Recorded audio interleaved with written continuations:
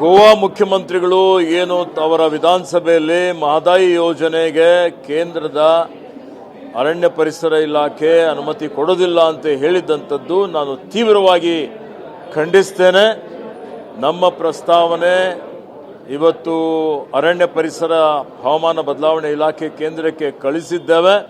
ಇದು ಕರ್ನಾಟಕ ರಾಜ್ಯದ ರೈತರ ಹಾಸ್ಪಿಟಾಲಿಟಿ ಕ್ಷೇತ್ರದಲ್ಲಿ ಜಾಗತಿಕ ವೃತ್ತಿಯ ಕನಸು ಇದೆಯಾ? ಜಾಗತಿಕ ಅಧ್ಯಯನ ಉದ್ಯೋಗ ಅವಕಾಶಗಳೊಂದಿಗೆ ಭಾರತದ ನಂಬರ್ 1 IIHM ನಲ್ಲಿ ಓದಿ ಪ್ರವೇಶ ಆರಂಭವಾಗಿದೆ. ಈಗಲೇ ಸೇರಿ. ಮೇಲೆ ಒಂದು ದೊಡ್ಡ ಕೇಂದ್ರದ ಪ್ರಹಾರ ಅಂತ ಹೇಳಬಹುದು. ಈಗಾಗಲೇ ಸನ್ಮಾನ್ಯ ಮುಖ್ಯಮಂತ್ರಿಗಳು ಪ್ರತಿಕ್ರಿಯಿಸಿದ್ದಾರೆ. ಪ್ರತಿಯೊಂದು ವಿಷಯದಲ್ಲಿ ಬರ ಇರ್ಬೋದು, ಪ್ರವಾಹ ಇರ್ಬೋದು, ಕೇಂದ್ರ ಸರ್ಕಾರದ ಏನು ಪುರಸ್ಕೃತ ಕಾರ್ಯಕ್ರಮಗಳಿದ್ದಾವೆ ಅವೆಲ್ಲ ಕಾರ್ಯಕ್ರಮಗಳಲ್ಲಿ ಕರ್ನಾಟಕಕ್ಕೆ ಅನ್ಯಾಯ ಆಗ್ತಾ ಇದೆ. ಇದೇ ರೀತಿ ಅನ್ಯಾಯ ಆಗಿದ್ರೆ ಫೆಡರಲ್ ಸ್ಟ್ರಕ್ಚರ್ಗೆ ಧಕ್ಕೆ ಆಗ್ತದೆ.